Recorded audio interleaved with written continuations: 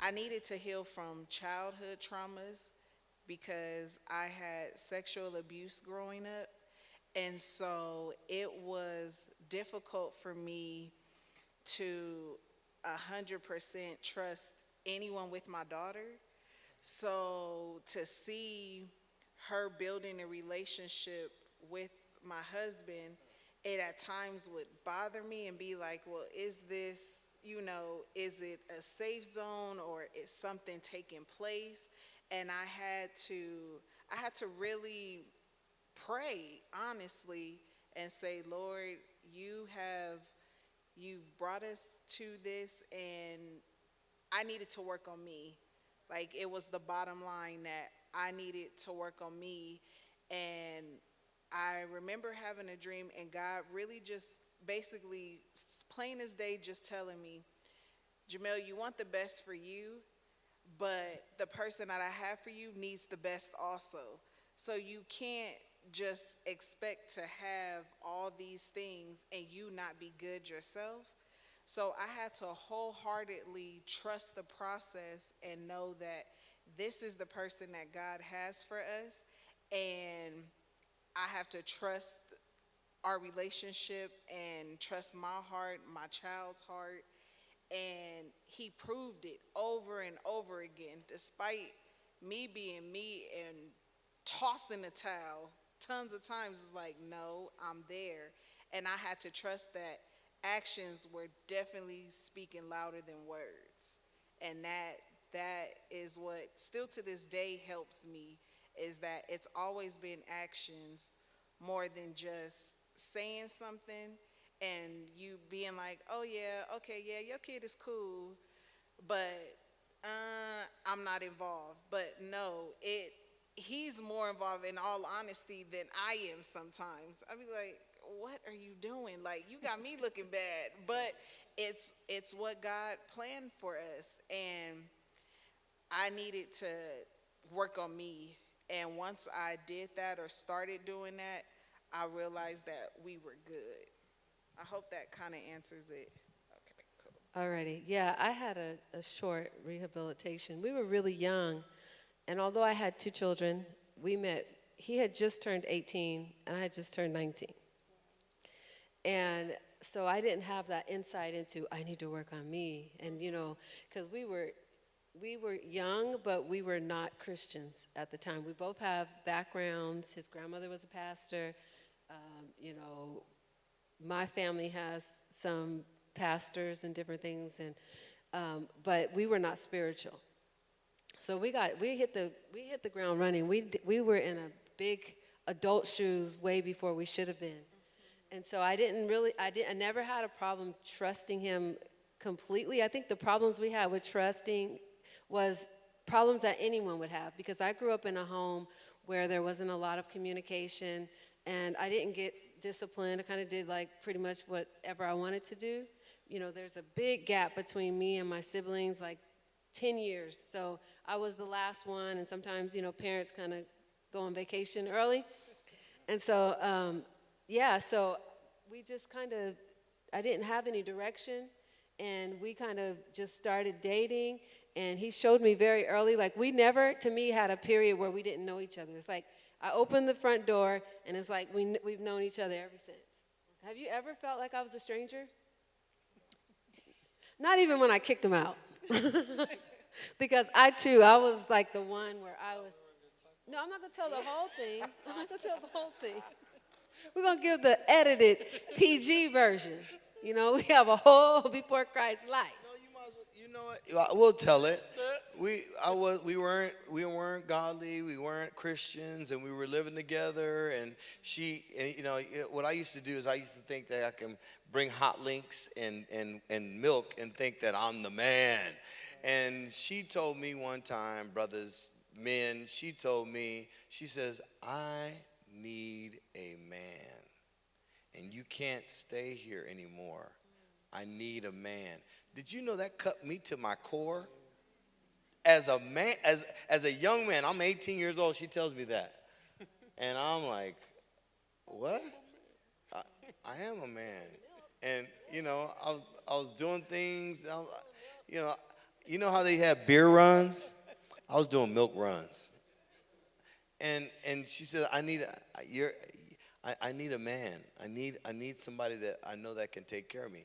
And that was at the point where I had to make a decision. Either I'm going to step up to the plate or she's done. And I looked at it as a challenge. I was like, oh, don't challenge me. Don't do it. But in that too, we were always no. I didn't have to do that. Like we grew up together. Like we started reflecting on our traumas and different stuff as time progressed. But I've always trusted him because he was more of a parent than me. Like he would say stuff like, "Did you hear your baby crying last night?" And I'd be like, "What?" And he's like, "Yeah, you didn't hear?" I'd be like, "Yeah, I heard, but I knew you was gonna get up." So, he's just all. And then when I did break up with him, he would call the house and he would say, "How are the kids doing?"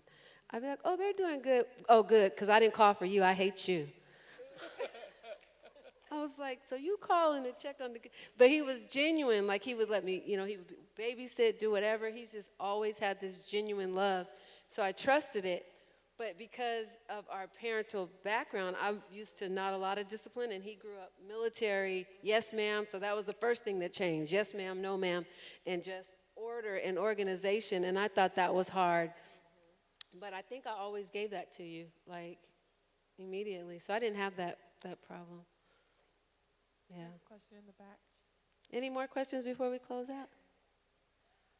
I've encountered different people who would make comments like, my child is not their child is not my child. What advice would you give to someone who is dating to marry someone who's reluctant to submit their child to their new partner? That's a recipe for problems. Because if you go in saying, that's my child, that's not your child, you're going into it as a separatist mentality. And if you go into it as a separatist mentality, because what would cause you to, why would you go into a relationship at the forefront stating, that's not your child, that's my child? Because in the marriage, the Bible says these two shall become one. And that oneness is supposed to spread within the house. So the essence of oneness is being circumvented in the beginning of before they even establish the union. Right. And so how can you establish the union when you're already circumventing the process? Right. And sometimes I think it's protection. I don't think people are malicious. I think that it's sometimes you just feel like you need to put a hedge around your hurting child. And so it is about having that conversation and making sure that you can trust the person with your child, because you kind of feel like I'm just protecting them and I'm just trying to make it so that it's not stressful. I'm not putting a burden on you, and so it is about having that conversation early on and deciding that you are going to be a beautiful mosaic. It's accepting that there is some brokenness and we're going to bring this glass together, and it's not going to look like it did in the previous relationship. It's not going to look like it looks at their house with their other parent, but this is what we've decided it's going to look like. And I promise you, like, if you set that up and you diligently prove that it works, then the people around you will accept it. But sometimes if you don't do the labor and you don't do the work because you're afraid or because you're trying to be protective, then you never bring that beautiful mosaic together. And there's a lot of loss and hurt, so you're trying to protect. Courting is a vetting process. We misunderstand that. Courting is a vetting process, and in that vetting process, you're going to get to experience certain things to see if this person is going to cut it. Mm-hmm. Your children are going to, sometimes when kids get company, they act like they lost their mind sometimes, or they show out.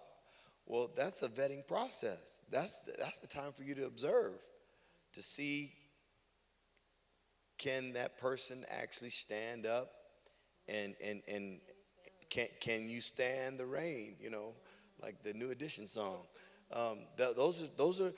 So as you're courting that person, there is a vetting process that is actually taking place. What challenges is that even in the courting process, what we do is, in our sense, we choose to ignore certain cues that we know that are there, that are game changers, but because we want what we want, we force the issue and we don't listen to those cues that we know that are there.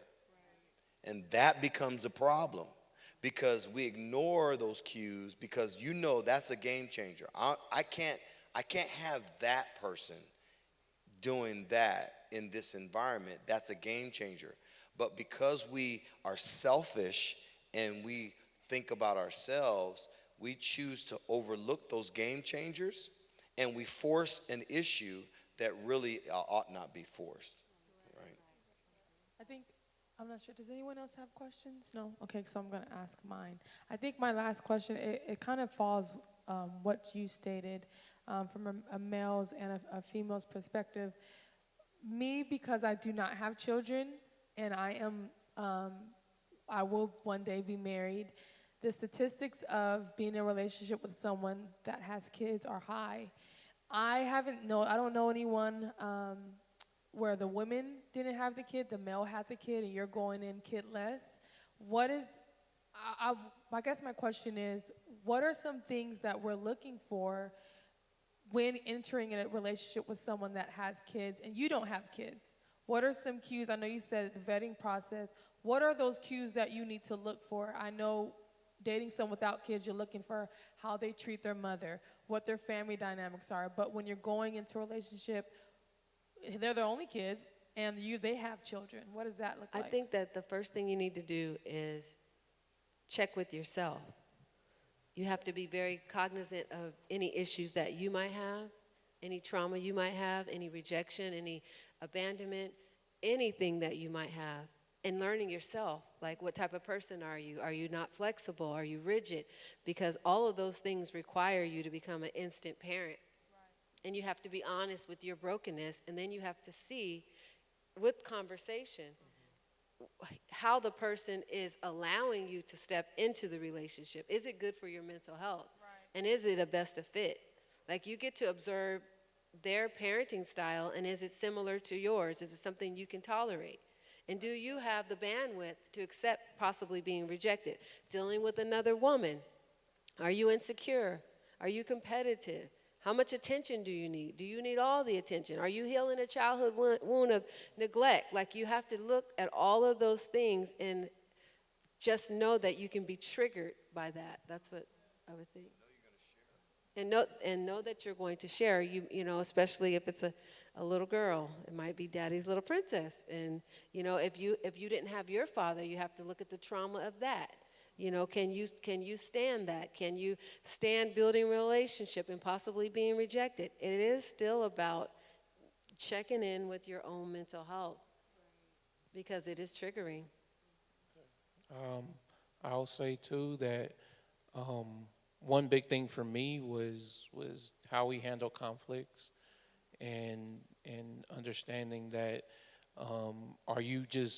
is that person that has a child, are they open to just having conversations or expressing their anger and all of that in front of their children, right? Is that something that, you know, like, wow, why are we having this conversation right now? Are we able to move to the side? Those kind of things that are big.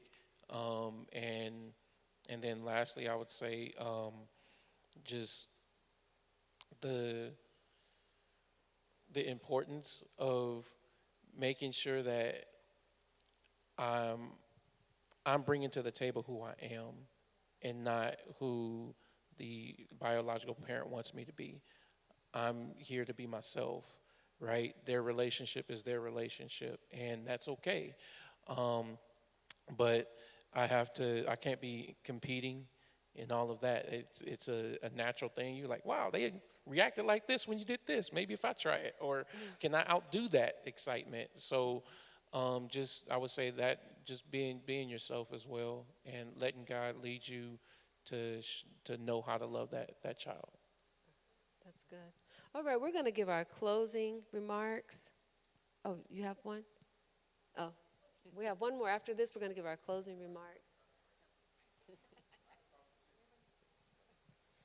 My question is, how do you handle conflict with two people from two different backgrounds with two different upbringing?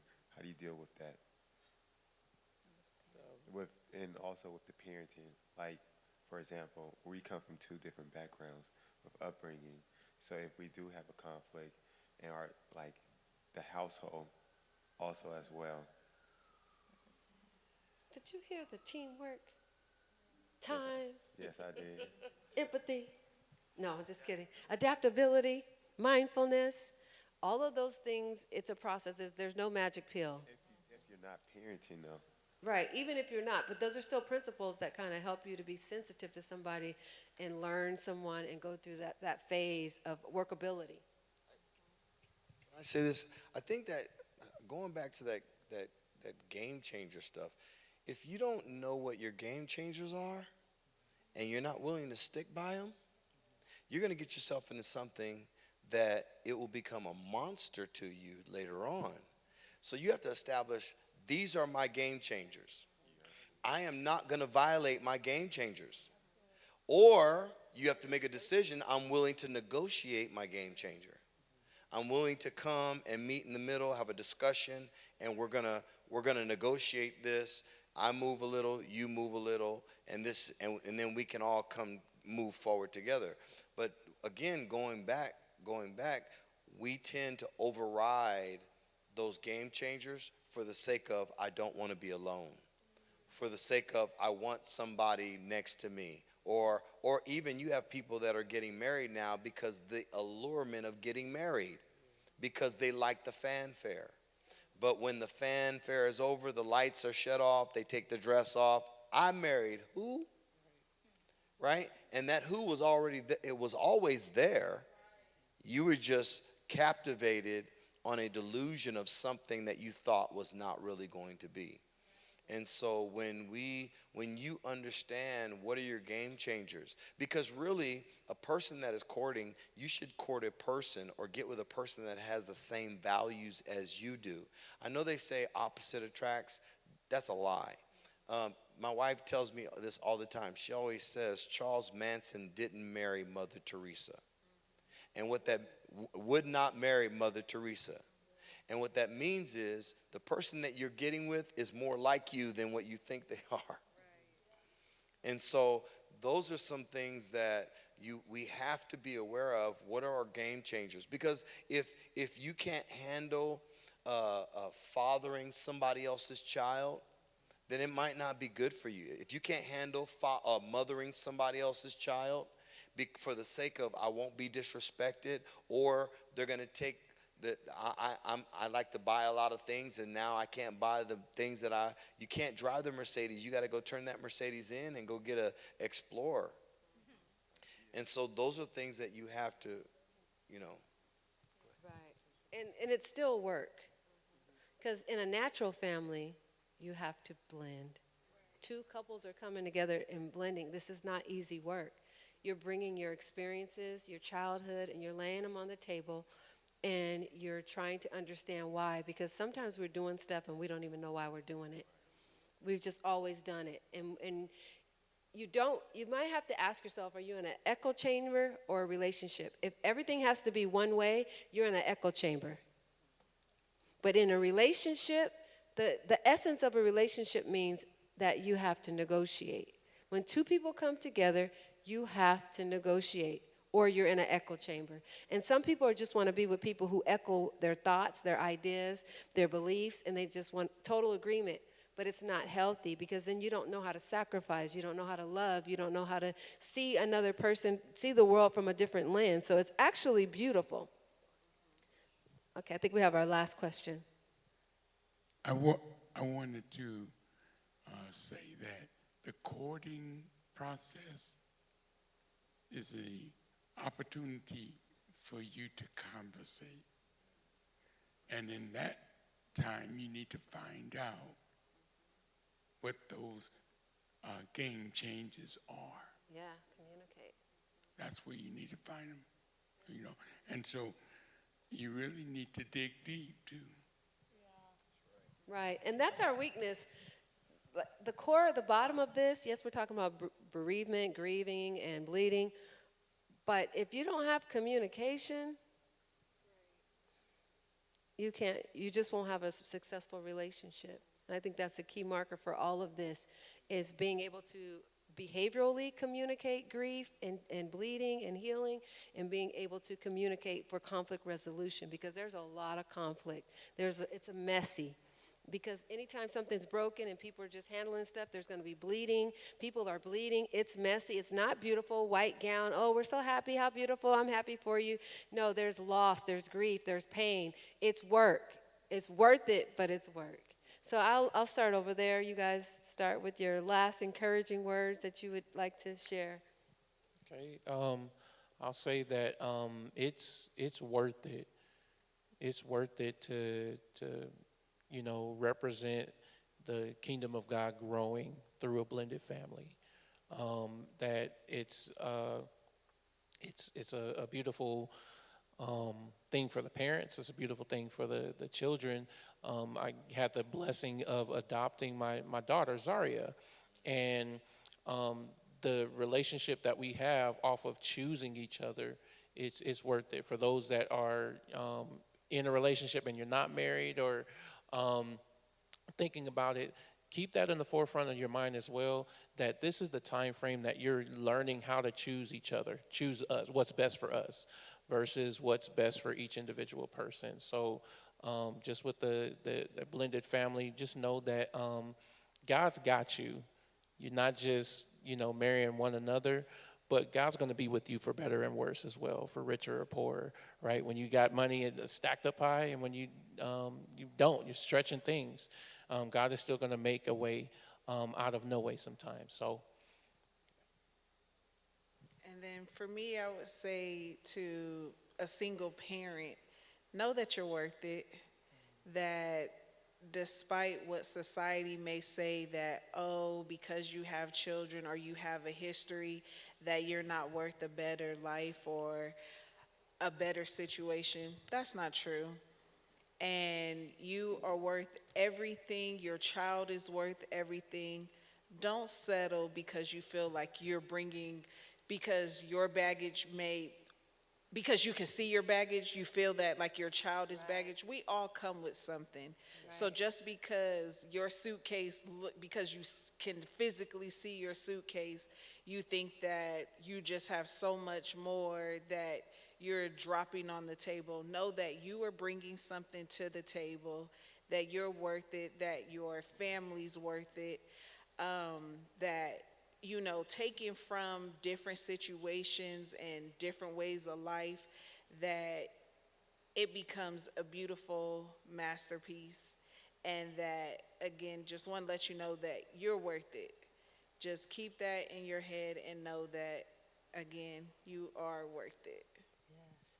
I would say to deal with the shame associated with coming out of a relationship that didn't work, having a child outside of marriage, whatever that is, do the work. Do the work to deal with that shame and that guilt. Do the work to deal with any type of trauma you have related to rejection and abandonment.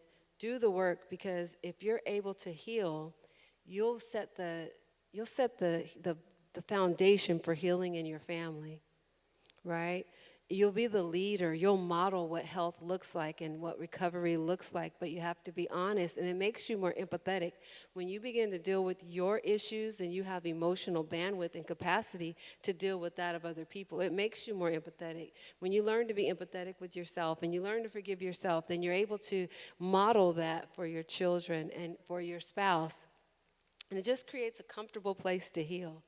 So healing, take on personal responsibility for healing so that it can be contagious. Last words, know that what you're getting into, the blendedness, is that your children are your diamonds. And you're going to allow another person to handle these diamonds. And if they don't have the same care and touch as you do, they don't need to handle them. And so whoever you put in trust of your children, you know that they're coming together to put this beautiful picture together. And it takes everybody to work together. It's a crock pot. My wife said something that she didn't. I'm surprised that she didn't mention it. I think today we want the blender. In the blender, you throw everything in the blender, and they want it quick. You push that button, and it chops everything up. The problem is that sometimes you lose, people get to lose their sense of self-worth in the blender because everything is chopped up. But if you look at it from the sense of a crock pot, you still, when you taste the carrots, you know those are carrots. Everybody is still have the dignity of having their identity in this same family, and yet that when other people experience this family, they know that all the flavors are mixed in, and they know that there's a little piece of somebody. Everybody's blended together, and it just makes a good stew. And so, just know that it's going to take work. It's going to take some time, and you got to know that you're in it for the long haul. I can just attribute it to my children. My oldest son says things that I say. My daughter, she listens. My other kids, I didn't want anyone to see anything different from what we have established as a family. It was never been us against them, or you and me, or this is us and this is them. It's never been that way. And so that's the goal that that should be for the blended family, that we are so blended that everybody gets to experience a little taste. All righty. So we are done. Thank you all so much for coming. Tomorrow we start at 10 a.m. and we're going to start with safety and relationships. And then we're going to deal with, for our children, we have internet safety, followed by our 1 o'clock sessions, which will be supporting family members with mental health issues. We're going to have Al-Anon out, and we're going to have the Happier Project persons back out to talk about that and to help families to know how to deal with families who have family members who are addicted. And then Frederick is going to teach the kids some emotional regulation. I wish we could split that up and give it to us too. So we got to figure this out next time. And then we're going to have Atiran, his wife, is going to be working with the children so that they can have, the smaller children, so they can have something to do as well. We'll follow up at 3 o'clock with the father fracture, because a lot of this dysfunction is an Adam issue.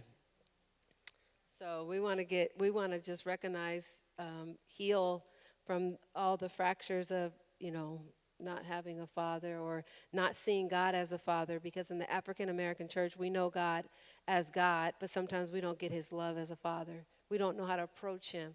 And so as a result, men don't know how to operate as the loving father. They know how to operate in authority as God Almighty. But so we want to get to that as well. Thank you all so much for coming. God bless you. Good night.